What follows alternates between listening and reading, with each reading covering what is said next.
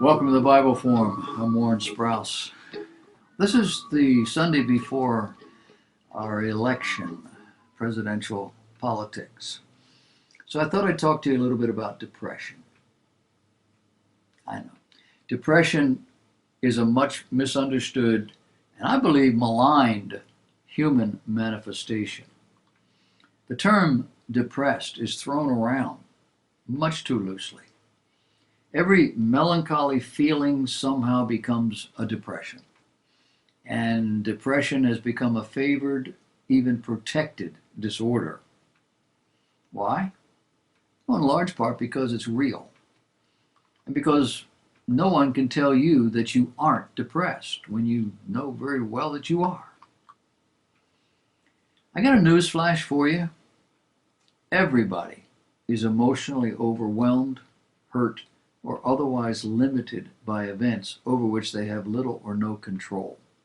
Some people are just more susceptible than others to a depression that would come as a result. But these things fall into the category of feelings. They're not physical damage. Now, of course, you'll never get a depressed person to admit that. There is shelter in a depressive personality. It's how they are made, and you have no right nor ability to tell them otherwise. And they are largely right. However, according to the National Institute of Mental Health, these things are products of our mood and or feelings rather than actual physical damage. You've got a chemical imbalance, we can fix that. You've got something else physiologically going on, we can work on that. In all of this, they list signs and symptoms. And in those signs and symptoms, you'll find words like feeling. It shows up in a lot of different ways. Or mood. These two concepts dominate the listings, some of which produce physical pain, headaches, cramps, digestive problems, and so forth. But they come without clear physical causes and or do not cease with physical treatments. Now, it's not to say that depression is sin, or that people suffering depression or having a depressive personality are damaged or sinful. They're different. It's how they're built, and it's not fun. However, in many depressive people, there's a deep feeling regarding spiritual things. They seem to understand better, or more naturally, emotional things. When that person is a Bible Christian, this ability is most marvelous. Their relationship with God takes on a much greater reality than it does in most everybody else. It's a deep and heavy kind of relationship. They tend to be people who pray a lot, who understand more easily, more naturally spiritual things. But the experts tell us that depression is not a normal part of growing older and should never be taken lightly when it does arise. They have found that depression often goes undiagnosed and untreated in older adults, that older folks may feel reluctant to seek help. So what's depression look like? Well, the symptoms of depression may be different or less obvious in older adults than it is in younger people. Things like memory difficulties or personality changes, physical aches and pains, fatigue, loss of appetite, sleep problems or loss of interest in sex, not caused by a medical condition or medication. Often wanting to stay at home rather than going out to socialize or doing new things. Suicidal thinking or feelings, especially in older men. All of that came from the Mayo Clinic. You can look it up, mayoclinic.org. Did you notice something in all of this? that most of these symptoms are normal. They're normal in some, they're normal perhaps in many people. They are normal especially in older people. Look at them.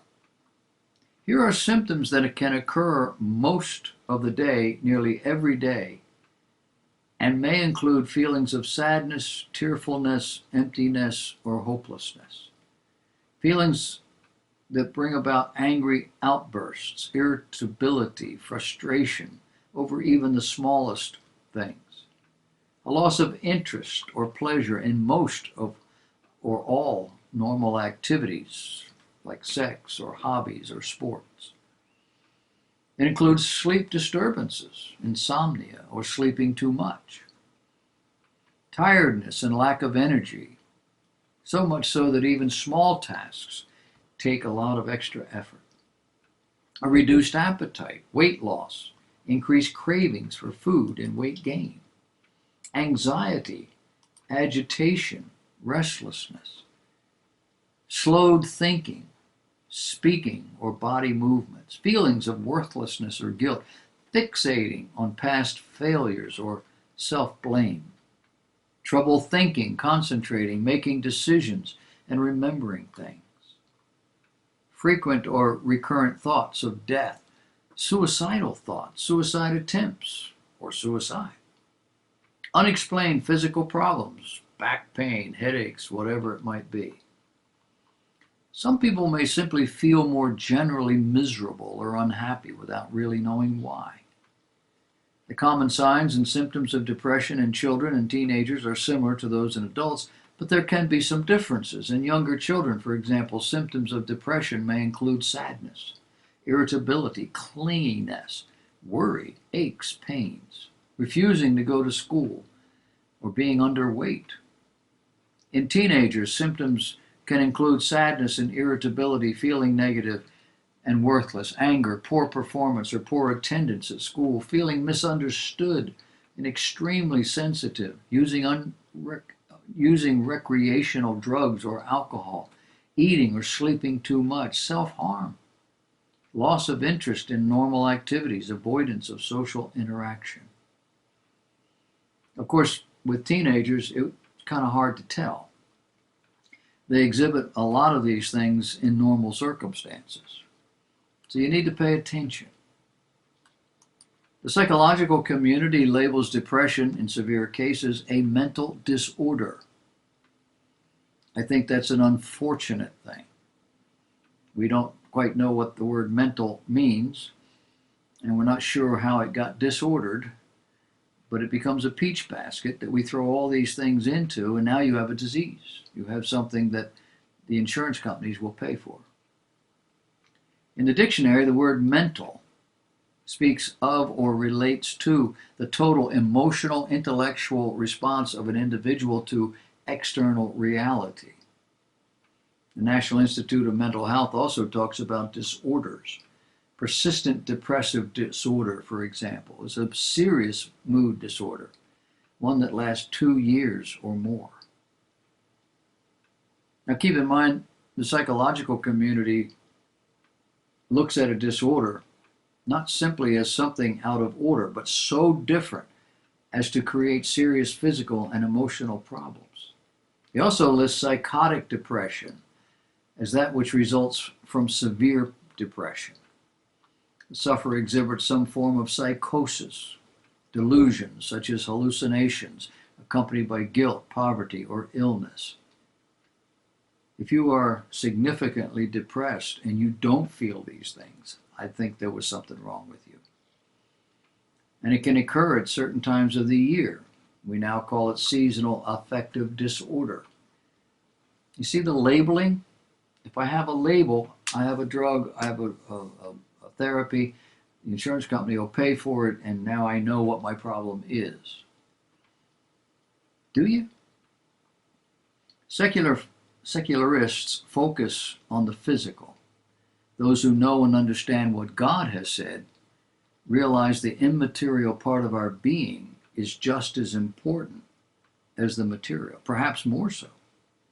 And if the Bible is right, We are more than just flesh and blood, feelings and moods. We are a tripartite creature. We are physical, emotional, and we are spiritual, meaning we have an immaterial part to our being. The Bible calls it our soul, our spirit. If you neglect or ignore that element,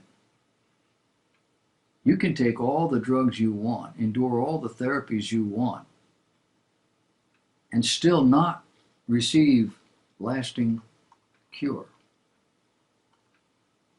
Having to take drugs for the rest of your life in order to keep from being depressed is not actually a cure. It may be that God is trying to speak to your heart,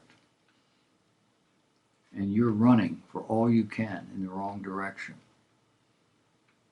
It may be that you see and feel things much more deeply than most people, and it causes you to be depressed because you see it the way nobody else sees it.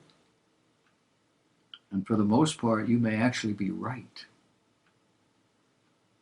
But you need to learn that that's life. And while you're going through this horrible situation, you're not enjoying it. There's a lot to be said about letting God dominate in your life, in your mind, in your heart, in the directions you take, in the way you do things, so that you stay balanced. I'm not telling you don't go to a doctor. I'm not telling you don't do the kinds of things that you need to do. I'm just saying there's a dynamic here that you might be losing out on, missing, because the doctor's not talking to you about it.